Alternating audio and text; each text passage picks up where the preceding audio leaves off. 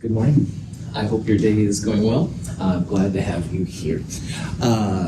Everybody here is in section L1. Cool. So on Monday at 1:10 p.m., next week Monday, we won't look at problem set 6, do quiz 6, stuff like that, but next Monday is class presentation day. Woohoo! And class presentations will be something you'll give. It will be to just the Monday lab section in 2501, about 5 minutes in length. Try not to go over or under if you can. You'll also turn in your paper. The Kinetics 1 lab will be due, but again, not problem set 6. Any questions, that kind of stuff? Cool. Kinetics. Things that affect the speed of a reaction can be really important when it comes to chemistry. And kinetics is the study of speed. And on Monday, we looked at different ways to describe what the speed actually is. So you can think about it as reactants disappearing or products appearing, depending on what's easier to do and what you're studying. And the way that chemists talk about speed, you can talk about it from reactants or products perspective. So you put a negative in front of the reactants, delta concentration over time, positive in front of the products. You always go 1 over the stoichiometry, and that way you can do it from either direction, which is pretty powerful. Well, then we looked at some things that make speed go faster and slower. So concentration level, state of the matter, temperature, these kind of things. So what we're going to do now is start looking at what's called a rate law. Now, most of chemistry is solution-based, moles per liter of things. And a rate law, especially for solution chemistry, then will look something like this. Now, rate is the speed, the things that we did so much with on Monday. So concentration over time, all that kind of jazz. And the things that make that value go up and down are going to be on the other side of this equation. And the rate laws themselves, which is what this whole thing is called, the rate law itself will always have what's called a rate constant. It gets the symbol little k. K is just a positive number. Because we're looking at solutions primarily, we're going to have a lot of moles per liter. Remember that things in square brackets are molarity. So this could be HCl, this could be amount of caffeine in coffee, all right? Whatever your moles per liter is, that could be there inside there. And then the little n right there is called the reactant order. And these are pretty important.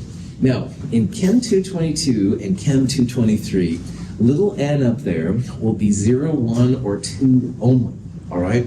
Outside of these Chem 222, Chem 223 things, you will see different values. But most of the time, even outside of these classes, 0, 1, and 2 are the important parts. And we'll talk about what that means here in a little bit. In the rate law on the right side, you only have reactants, sometimes catalysts, all right? There won't be any products.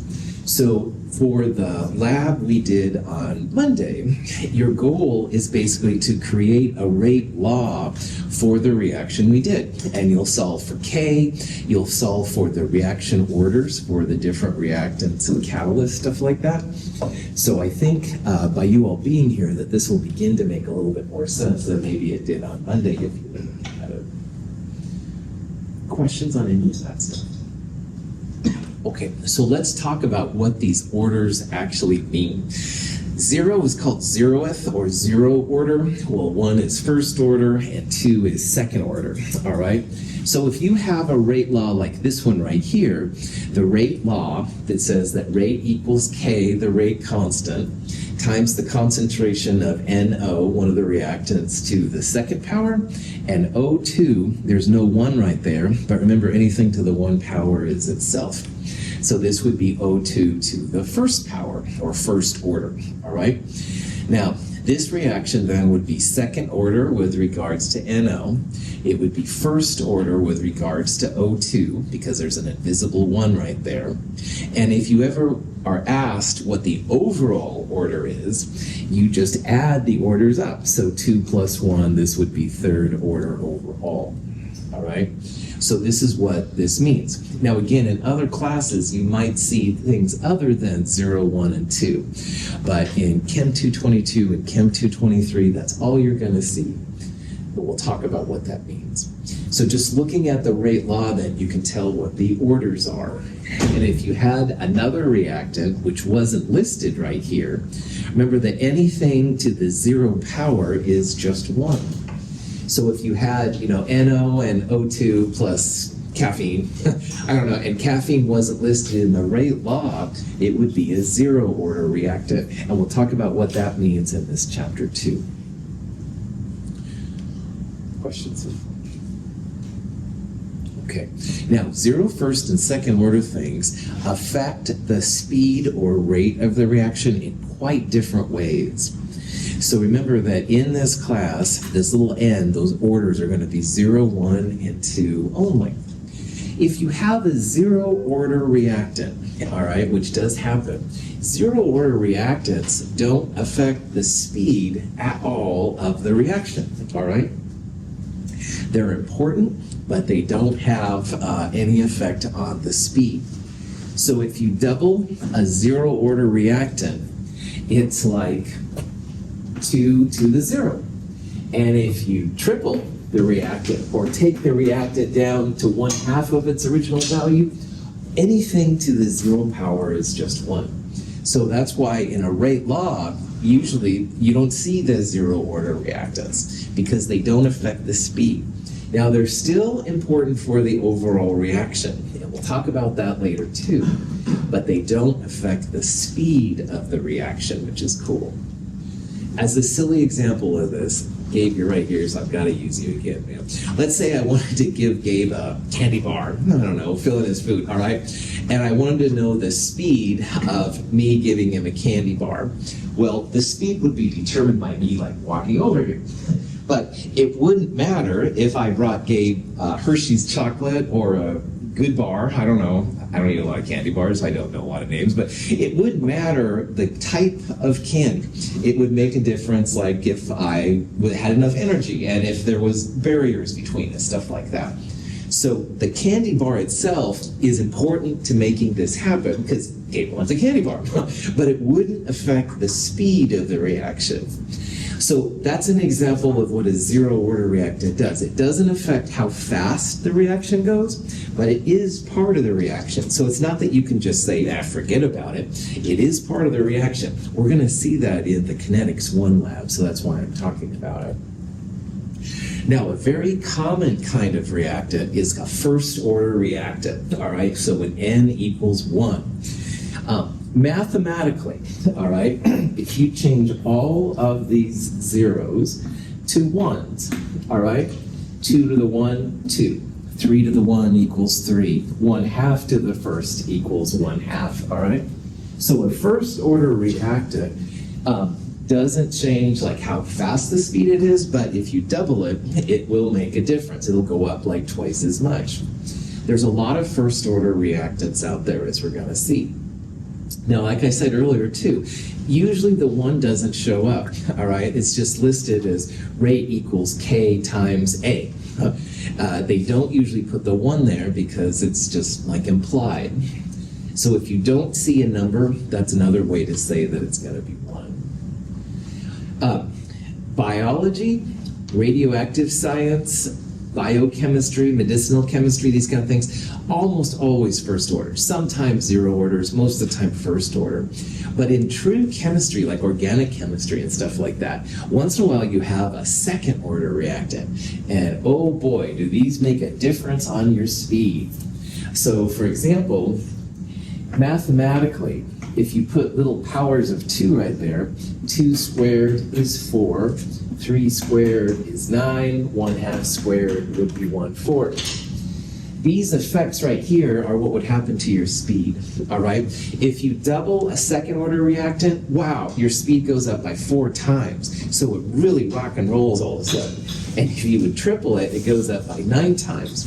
Likewise, if you only have enough reactant for half of what you usually put in, it's gonna slow it way down. You're gonna be down to 1/4 of the speed that you used to have.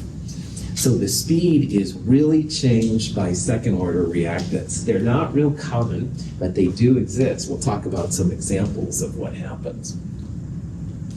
So to summarize, we're only going to see 0, 1, and 2. 0 doesn't affect the speed at all. You can add 100 times or 0.001, same speed. But they're important, all right? So like in the silly candy bar example, you still have to get the candy bar over, but it doesn't matter what kind of candy bar. It doesn't affect the speed, but it's important for the reaction. Most reactions we're going to see are first order. So you double something, 2 to the first, you double the speed.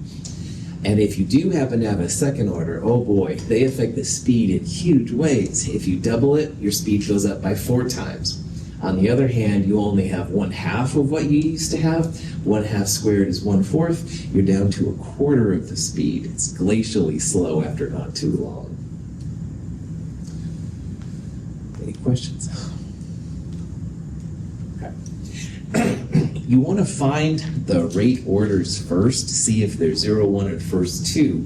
And then the last thing that usually you find is the rate constant K. So for you in this section, and also in Kinetics Part 1 lab, the holy grail is to find the rate constant K. And these Ks are just numbers, they're positive numbers, all right? They're usually pretty small, although sometimes they can be big. We'll talk about here how this all works out. So let's say we had some random reaction between NO2 and CO, and maybe they're making CO2 and NO or something like that. It doesn't matter. All right. So what usually happens in these kind of reactions is you'll run multiple trials. So just like on Monday, you all ran different concentrations of the different reactants to see the effect on the speed. And you saw like trial 1 was, about average, but then trial 2 was really slow, and 3 and 4 were really fast. Well, here's an example of 3 trials, 1, 2, and 3. Now, as you go from 1 to 2, you're doubling this reactant, you're doubling the NO2, but the CO stays the same. So the rate, the speed, which is over here, any effect on the rate will be the result of doubling NO2. So there's no effect here because this is the same concentration. This won't affect the speed. But you doubled the NO2, and if you do the math, 0.002 to 0.008, this is an increase of about 4 times. So doubling NO2 resulted in a rate change of 4. And if you wanted to find the little x, the order, you'd think in your own mind, okay, 2 to the x equals 4. X is going to be 2. All right? Now remember, in this class, the orders will be 0, 1, and 2 only.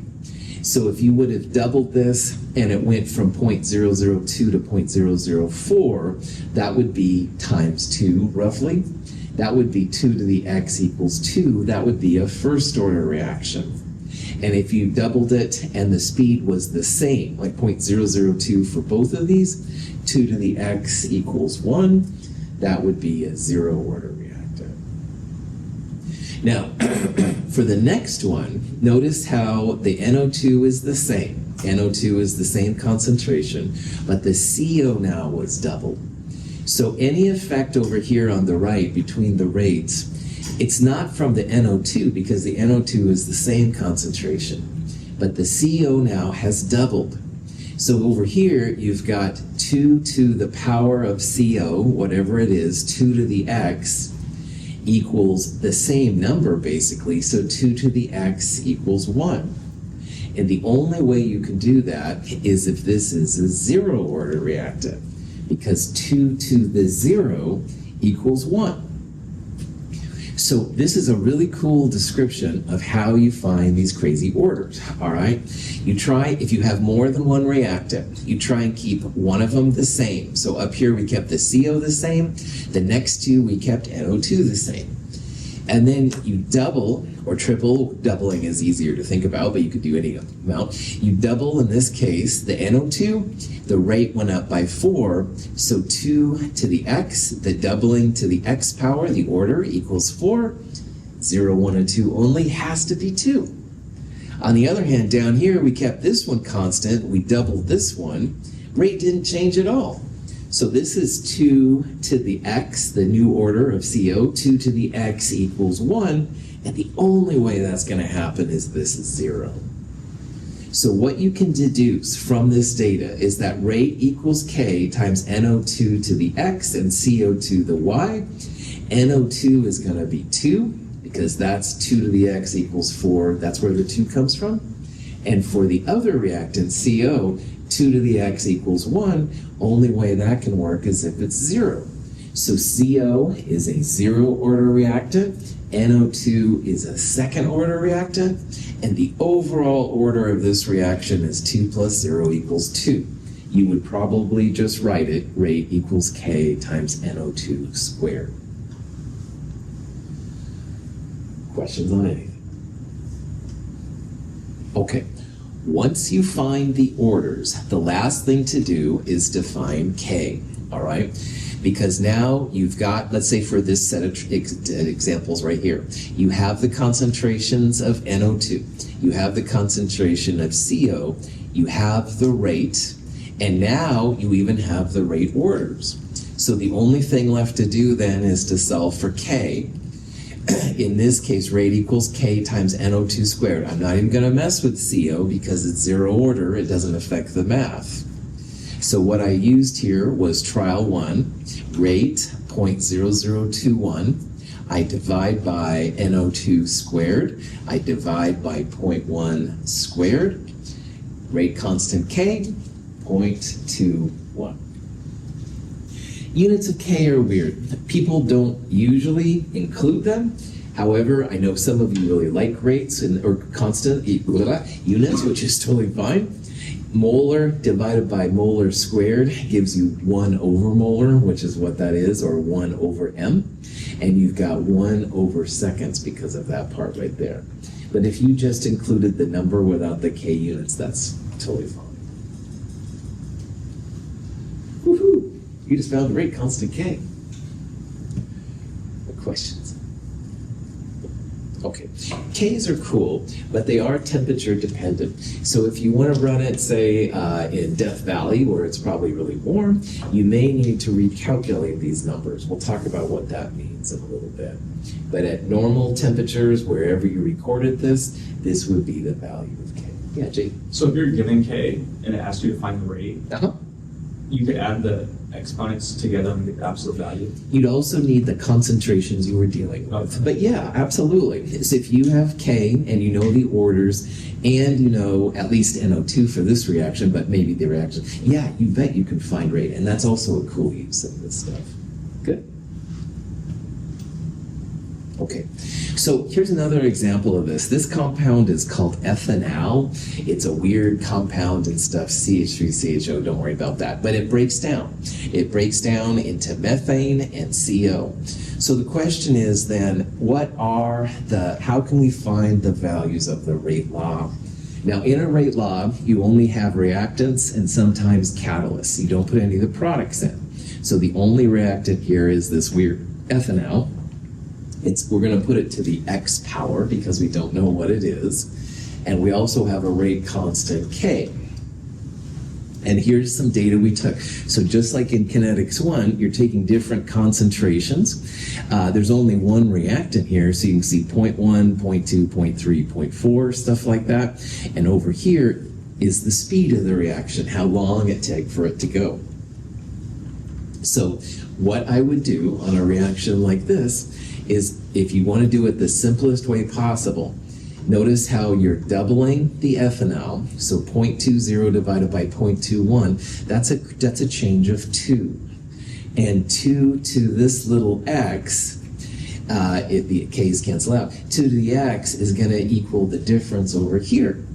And with cheesy sig figs, 0.08 divided by 0.02, that's 4 times faster when you doubled the ethanol.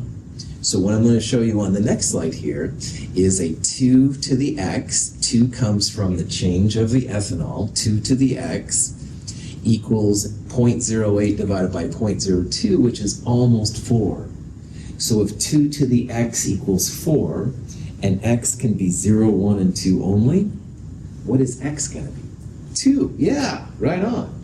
So a lot of times you can kind of eyeball this. Now, if you're into math, you can do this one, all right, 0.2 to 0.4, that's a doubling, and 0.08 to 0.318, and I'd be scrambling in my mind trying to think about it. Oh yeah, this is like 0.32, but anyway, I would do it as simple as possible, you know. Lazy chemists of the world unite. Okay, so here's more math showing you what I just told. What I would do, I would compare rate 2 to rate 1, because I'm going to use those because I'm doubling reactant concentrations. So any effect over here in the rate will be a result of this doubling. So rate 2 divided by rate 1, if you want to do all the math, would be 0.081 divided by 0.020. And each of these has its own rate law. Rate equals K times the reactant to the X power. So you can see how K over K, they cancel out. That's why we don't have to worry about K. This comes out to be 4.1. The difference in concentrations is exactly 2. And you can do this with powers. 2 to the X would equal then 4.1. And you can probably just eyeball it, that X is gonna, if it's only 0, 1, and 2, it has to be 2. However, in lab, I show examples of using logarithms, which is fine too. This is what people used to do. So to get this X out of here, you can take the log of both sides. So log 4.1 equals log 2 to the X. And in the logarithm world, and I don't know even hardly what a logarithm is, I won't lie, I should have said that on video, but anyway, log 2 to the X you can rewrite as X log 2. So to solve for X itself then, X equals log 4.1 divided by log 2.0, it also comes out to be 2. Okay. But this is the official way. Logarithms can be cool. Anyway, so by hook or by crook, either looking at it or using logarithms, this is a second order reaction. All right, it's second order in ethanol being used up. That's what this stuff up here tells you. All right, and again, the orders will be 0, 1, and 2 only.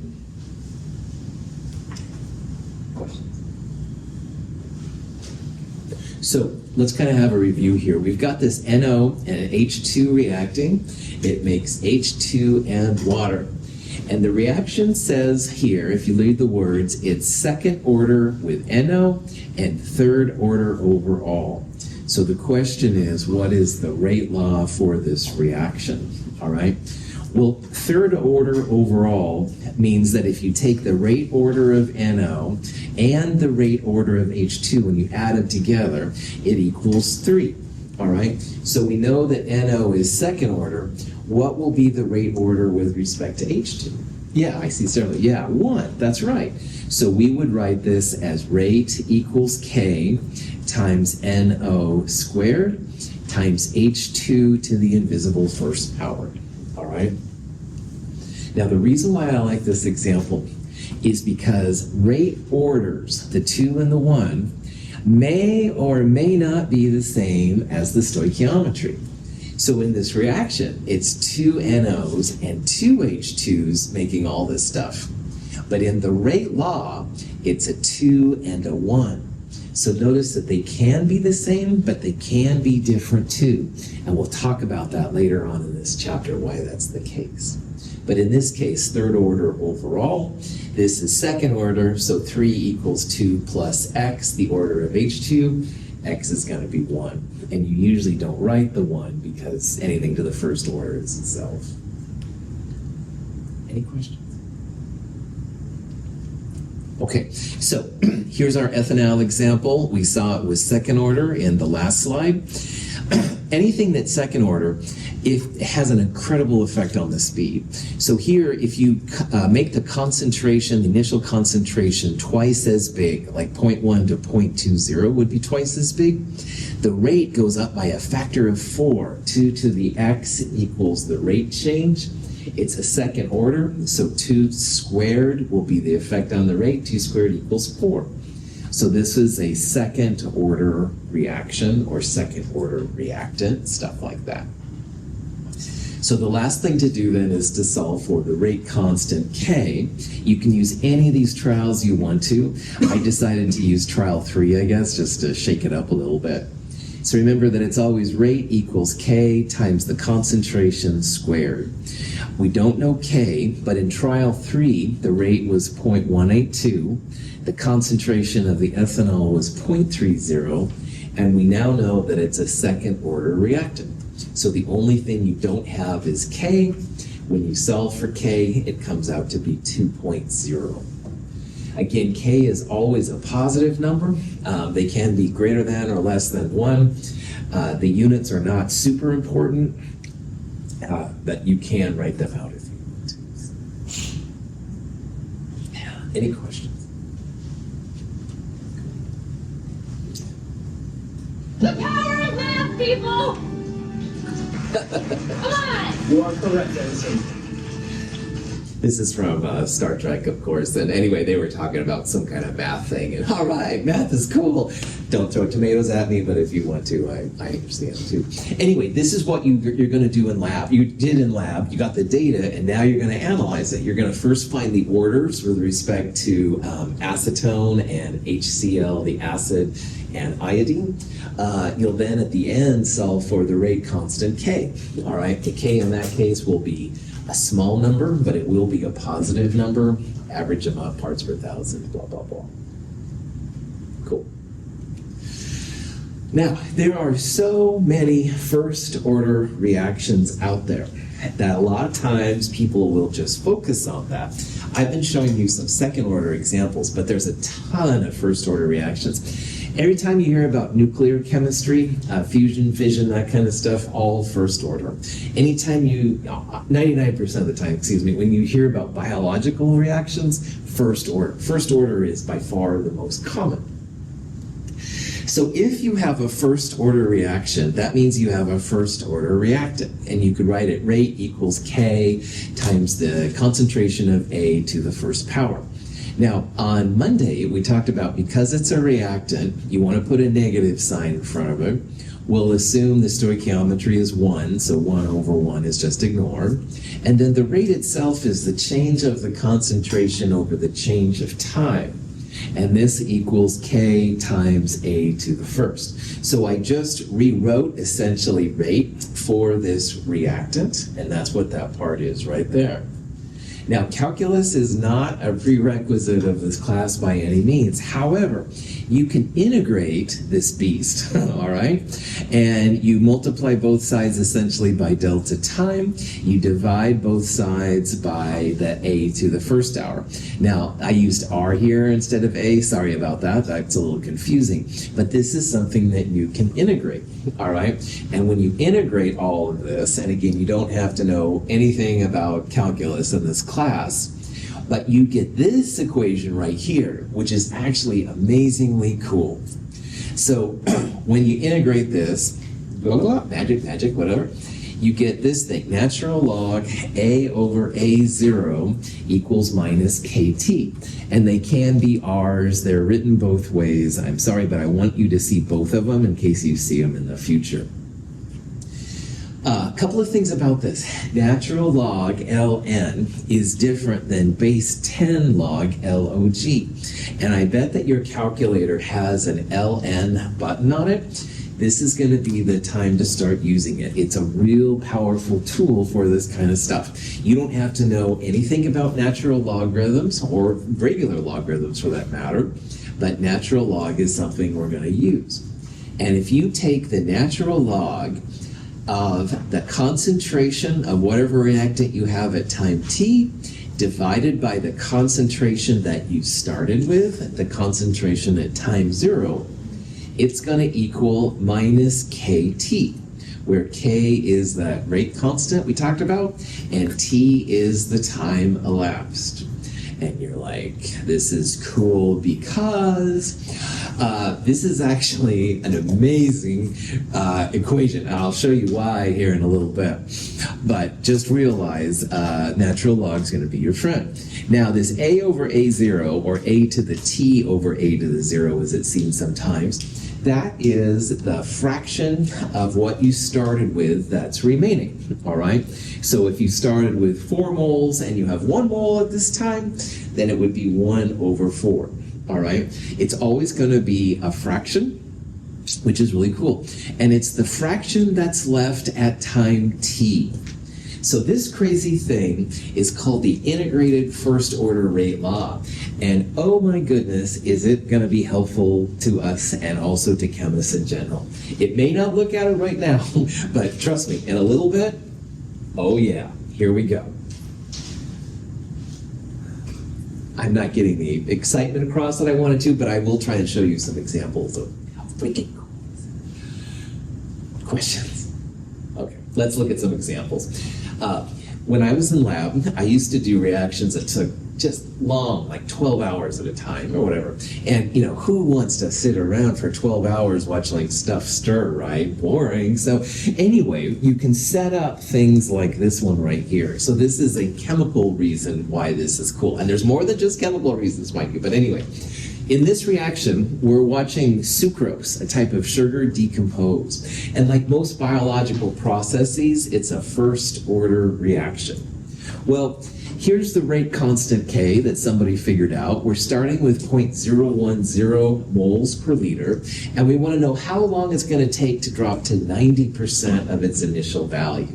So 0.010 to 0.0010, that's what we want to know. How long is it going to take? Are we going to take seconds? We have to be really attentive, or will it take days and we can go watch a movie and sleep and come back? These are the kind of questions that you can have answered. Now, remember, it's natural log A over A0 equals minus KT. It's A over T. Either way is fantastic and stuff. But anyway, we can use the first order integrated rate law for this. We're looking for how long it's going to take, what is going to be our time t. So what we're going to do, natural log A over A0 equals minus KT. This is the amount we started with, 0.010. And we want to know how long t it's going to take for the reaction to get to 90% or have 10% left, which would be 0.0010. And somebody's done the work and they found this rate constant K. So the only thing we don't have then is t. Now, if logarithms are new to you, this is a good problem to practice to make sure that you've got this all going on. What you'd want to do here is take natural log of this over that, and you'll get a number. And then that number equals minus 0.21 times t. So you can divide both sides by minus 0.21 and get the answer t. But before I even show you that slide, I love science fiction, but do you ever think that time could be negative? Like I put it together and it's already done. Please laugh at me. Yes, no, of course it's not possible. I love stories of time travel and these kind of things, but there's no way, all right? You have to have positive t, all right? So whatever number you have down here, if you see something negative, you probably forgot about the negative sign, all right? So time for us in Chemistry 222 and Chem 223 is always positive. Okay. So K is always positive, T is always positive, and these are moles per liter, like grams-based thing. They're also going to be positive numbers. So A and A0, K and T by themselves are all positive numbers. Remember that when you go through this. And definitely practice on this to make sure you've got natural log down, stuff like that. Anyway, what I did is I took natural log of 0.1, which is what this difference is. That equaled, in my calculator, minus 2.3. And minus 2.30 equals minus KT. So the only thing we don't have is time. Minus 2.30 divided by minus 0.21. Notice that this is inverse hours, so the time comes out to be 11 hours. It's going to take you 11 hours to let that sucrose drop to 10% of the original value. Okay. One more thing about this equation. In the natural log world, if you do a natural log on a number, it must be unitless. So A and A0, in this case, are both moles per liter. So moles per liter over moles per liter, all the time goes away. K and T also have to have the same kind of time units. So because my K was inverse hours, like 1 per hour, that means time is going to be in hours. Now, once you have time in hours, you could convert it to minutes and seconds or years or whatever you wanted to. but K and T have to have the same kind of units. And by all means, remember that time and K and A0, all positive numbers. Any questions? Yeah. So is the initial always going to be in the denominator? Yes, that's right. And it will always be a bigger number than what's on top. That's right. Good question. Other question? Okay. So here's a question. We have some kind of first order process. K is 0.0030 inverse minutes. All right. In this question, we are starting with a concentration of A 0.36 moles per liter. And the question is how much concentration will be left after 46 minutes? So natural log A over A0 equals minus KT. We've got K, we have T. Notice they're the same kind of units. They're both minutes. One is inverse minutes, the other one's regular minutes, so that's cool. We have A, the amount that we're beginning with. This would be A0. We essentially want to find AT, how much is left. And regardless here of what's going on, this is how much we're starting with. So the amount that's left will be a number that's less than that. Whoops, I just turned the clicker on, sorry about that. So in your calculator, you'd have natural log x over 0.36 equals minus 0.030 times 46. And you'd want to solve then for how much was left. So here's the math right here. Natural log A over A0. A is what we're trying to solve for. 0.36 is how much is left. That equals minus KT. Now, this side you can do right away in your calculator, but we have to get rid of the natural log. So if natural logs and logs are new to you, there's something called an anti-log. And for the lnx button, usually second function on your calculator, lnx, there's a little e to the x button. This is be a time to use it because you want to get rid of the natural log on both sides. E to the ln power, they cancel out. They go away. But on this side, you're going to have e to the x parentheses minus 0.030 times 46. If you're new to logarithms, try this. It's just a calculator thing. You don't have to be experts at it. But this is the answer you should get, 0.25. And that equals a over 0.36, so that when you solve for a, 0.090. Questions? Now, it would be nice to know if a reaction is first order or not, because trust me, this rule is really cool. And they have them for second order and zero order, but the first order one is pretty awesome, as we'll see. So let's look at this reaction right here. N2O5 is an unstable nitric oxide. Nitrogen and oxygen combines in many different ways, but it is a first order reactant. Well, if you study this reaction at different times, here's the concentration of N2O5 at these different times. So after 1 minute, you're down to 0.705. After 5 minutes, you're at 0.173, etc. Now, over here, just for fun, which means I have an ulterior motive, let's take the natural log of these numbers right here. So natural log of 1 in your calculator is 0. Natural log of 0.173 is minus 1.75. And you're probably like, why is he doing this? And that's an excellent question. If you try to graph concentration, N2O5 versus time, you don't get a straight line. All right, like you can see here on these points, like these two are above and these two are below. So for a first order process, you don't see a nice straight line. It's hard to predict if how these things are going to work if you just use concentration over time. But oh my goodness, if you plot the natural log of the concentration versus time, you get amazing straight lines. Very, very good correlation coefficients are. They have negative slopes, all right?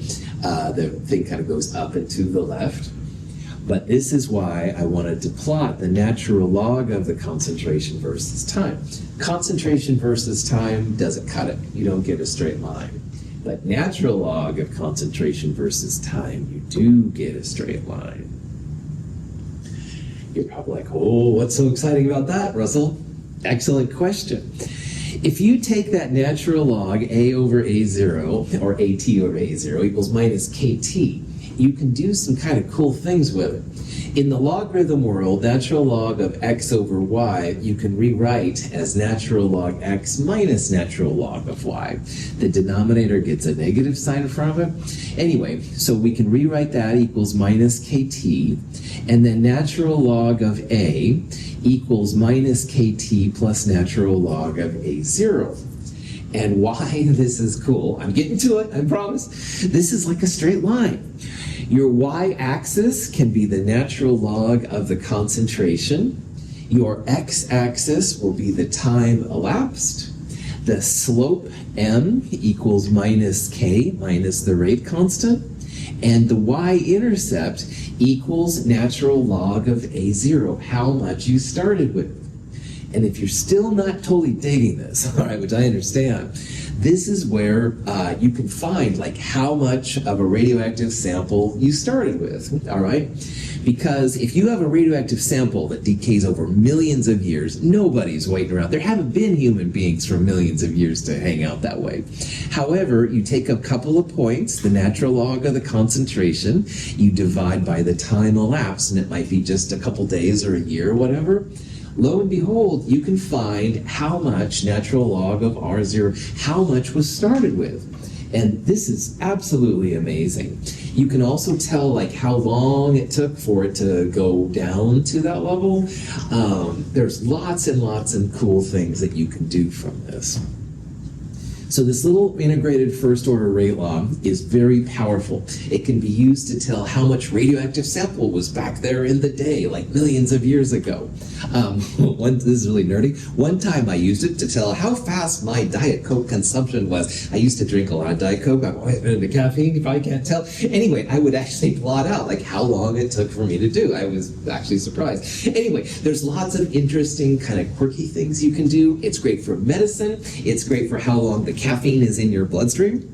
It's good for all kinds of things that you wouldn't expect. So honestly, this equation is hyper cool in terms of science and stuff like that.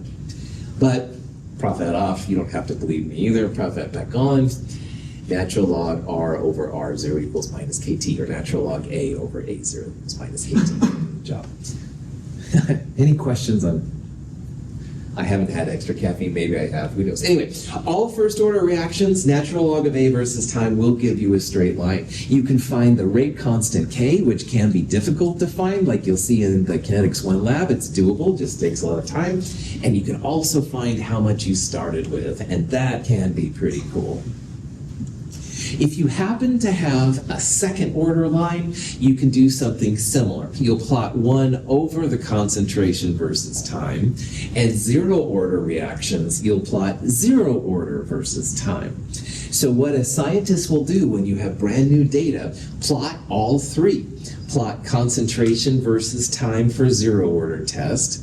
Plot natural log of concentration versus time for a first order test. Plot 1 over concentration versus time for a second order test. If you do a linear regression on all three sets of data, the best R value will be the order. And one of the questions from the graphing lab that you did was a first order versus second order test. You plotted them both. I think in that one, the second order was a little better. The R was better than the R from the first order test. This is really important when it comes to kineticists and speed. Any questions? Okay. This is an overview of the different orders. Now again, the main one, the moneymaker, the one we're going to spend most of the time with, first order. Plot natural log of concentration versus time. You're going to get a negative slope like that. Slope equals minus K. And again, the y-intercept will actually tell you how much you started with. 0 order, concentration versus time, the y-intercept will tell you how much you started with, slope equals minus K. And for second order, 1 over concentration versus time will give you a good straight line. The slope in that case equals k. Remember that k and t, always positive numbers. So if you ended up with a slope which was negative, almost inevitably you want to put a negative sign in front of it. Now over here on the right, this symbol right here, t1/2, is for half-life. We'll talk about how cool half-life can be too here in a little bit. But any questions? So here are 3 graphs, all right? They obtain for a chemical reaction, and they say, hey, what exactly is the rate law for this reaction? So here's concentration versus time, natural law of concentration versus time, 1 over concentration versus time. And this is 0, 1, and 2 orders. So looking at these 3 graphs right here, which one gives us the straight line? This one right here. These are curved, all right? So if we did a linear regression on them, the correlation coefficient would be much different than +1 or -1, which is what you want. However, here you can see it's a nice straight line. So the curves kind of disqualify these two. This straight line gives it this one. And if you have a straight line, when you have 1 over concentration versus time, this is an example of a second order reaction. So if you did this test and these were what you visually saw, second order would be the best answer.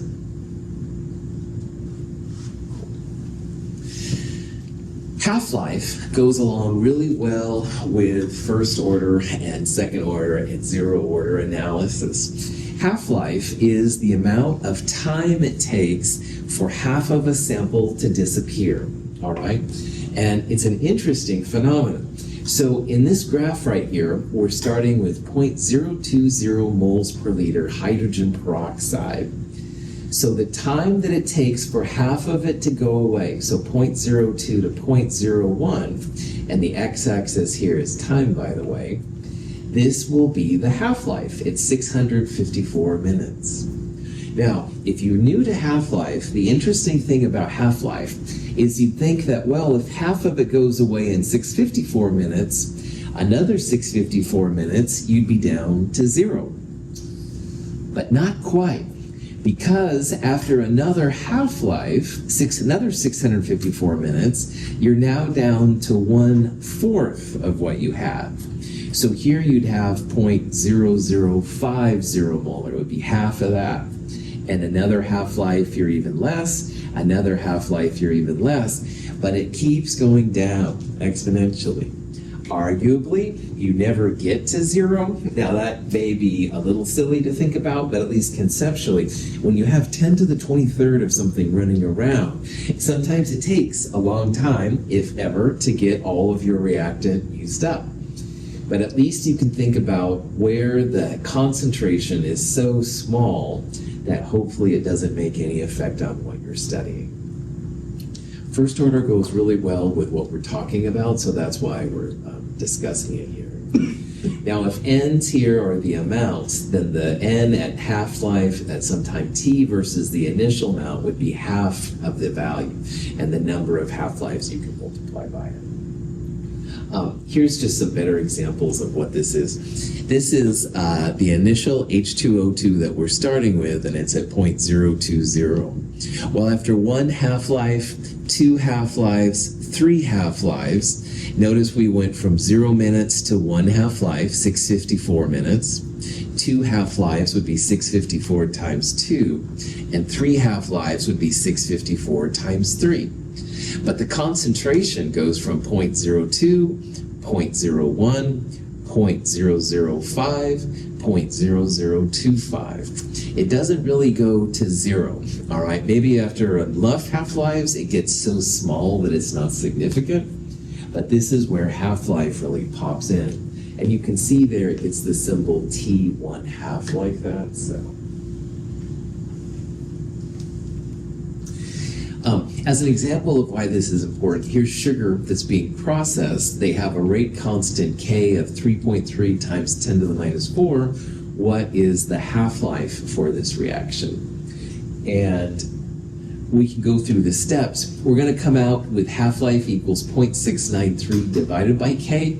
I'll talk about this more on Friday. Sorry, I'm a little out of time here. Half-life is cool. Thank you for being here. We'll talk more about this on Friday. Have a great day.